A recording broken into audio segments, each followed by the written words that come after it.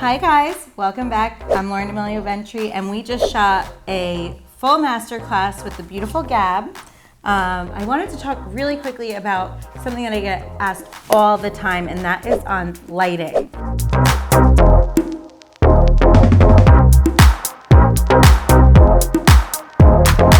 So right now we are in studio. Again, we just filmed a masterclass.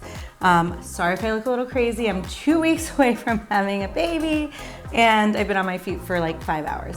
So I wanted to just go over everything with you though, because we have all different kinds of lighting, right? When we're filming a class, we like to shoot with these panel lights, and they are set to about 5,600 Kelvin.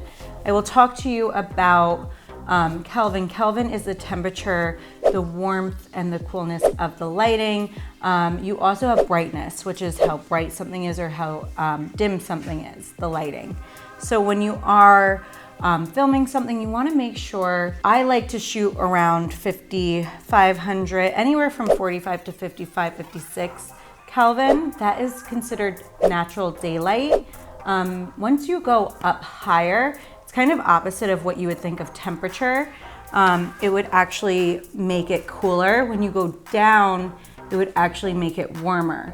So the lower the number, the warmer the light would be. That's when you're gonna get really nice lighting effects for like golden hour, or if you really have super warm maybe lighting in the space that you're in and you wanna cool it down, you bring the Kelvin up.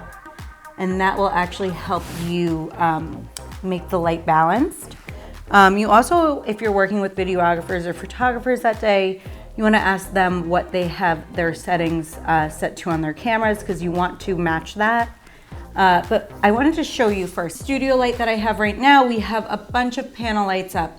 I will link the ones that I like the best. I will have a giveaway on this video, either attached or around the video for you guys. So I will link my favorite lighting tips in there, as well as the links to like my Amazon account where I normally get them from.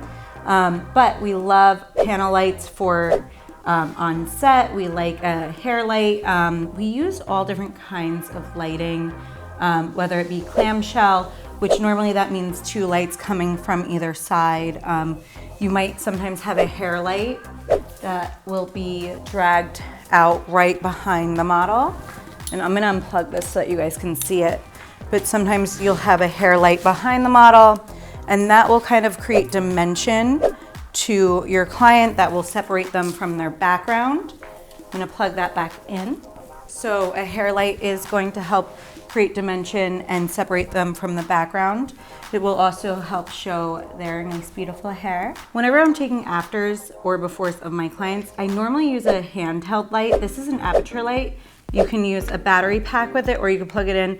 I like the battery pack, it makes it a little bit brighter, honestly. Again, you have control of the temperature of the Kelvin. You also have control of the brightness or how dim the light is with this. That's why I like this particular light so much. And it's super portable. I can be on set. I don't need to be around an outlet for it. I could be out in the middle of a field and be able to still highlight my clients' like features. A lot of videographers and photographers really are impressed whenever I pull this out, and sometimes they'll make me use it and help them with their lighting. So it's really great for you to have for content for yourself. What I like to do with it is a technique called butterfly lighting, also called Paramount lighting. It's an old Hollywood technique, creating a butterfly effect under the nose, a shadow butterfly effect under the nose. So that's when you hold it above your client on a downward angle, and that's gonna create a nice shadow under the nose, but it's also gonna give you that nice structure under their jawline. You're creating more shadows down here instead of lighting them from below, where that's really gonna round out the face. You wanna create more dimension from up on a higher angle, lighting them downward. And that's just gonna be able to see how I'm gonna be able to create a little bit more shadow down here. And they get a little shadow directly under the nose. And I'm gonna shut off these lights just to show you how much you really have control of lighting and how much lighting really does affect what you're filming. If you have bad lighting, it really can make things look terrible. It's gonna show more texture. So if you don't have good lighting, not only will you not be able to show your work, and you won't be able to get booked because your content sucks.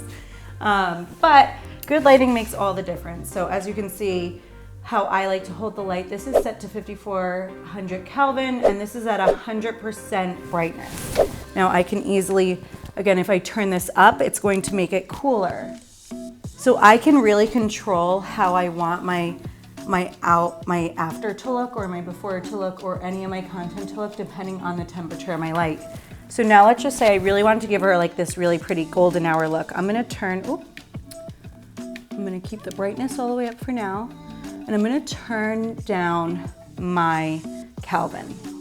As low as it goes, this goes to 3200, but see how warm that light is? See how golden hour look we get? It really adds drama. So again, anywhere between about 45 to 55 Kelvin is gonna be more natural daylight or balanced white light. And most videographers and photographers like to shoot right around 55, 56 Kelvin. So making sure that you are matching what your videographer or photographer is doing. But again, I like to light them from an upward angle downward. So that's going to give their jawline really nice structure.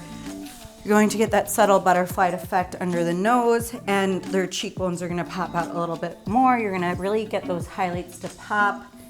I really like this technique in lighting. And what I'll do, I'll hold it up with one and then take the videos or photos with my phone in the other hand. It also creates a nice like glimmer in the eye. But I also wanna show you guys what natural light, like how important natural light is. So again, with no light at all, you're not gonna get the best content. You're not gonna show off your work. But with good lighting, it makes all the difference. And this is how you're going to sell yourself to clients, is getting great content. If it's too harsh of lighting, it's not gonna be good. If it's too close to them, if it's too far away, it's also not gonna be great. So making sure you're at a good distance, looking at what your pictures look like, and adjusting from there. So here you're gonna see more natural light. If I turn my client more towards the window, she's going to get all that brightness, where we have windows right behind our camera, so right in front of her and to her left. And we do have light coming from this side, but you're gonna get more shadows. So you might still want to use your aperture light or a handheld light to brighten up the side of the face that does not have natural light hitting it. That is going to help you balance out light. Or you just face your client directly towards the light source. Natural light is great for beauty shots. It's going to kind of give an instant filter. I love when it's kind of more overcasty out, because you're not getting so much harsh direct sunlight. And it's kind of nature's softbox. And that is going to be really truly the best for your beauty shots. We really can manipulate where we have her highlights and shadows, and that just creates all the difference in your after content. In this video, we talked about clamshell lighting, where we have two lights, two panel lights on either side directed at your model. That is going to light the face from both sides, getting you nice even light. We also talk about butterfly effect lighting. That is your Paramount lighting. That is a very old school Hollywood style lighting effect that I personally love to use for my before and afters. I think it really captures your client in the best possible light. And also a little bit about hair light, backlight, everything that really in our beauty realm that we should know. If you want to dive deeper, talk to your videographer, photographer friends. You could take courses on it, but this is my personal favorite techniques to use when filming and when taking content of my clients and models. I hope these tips help you a ton. Please don't forget to tag me on social so that I could see your work, see how any of these tips might have helped you out, and of course, follow the link, grab that giveaway, and I will see you in our next video. Maybe I'll have my next little baby with us, our little new makeup artist on set with us, possibly in the next few weeks. So if I go MIA a little bit, I'm so sorry, but I can't wait to be back with you guys with an additional MUA.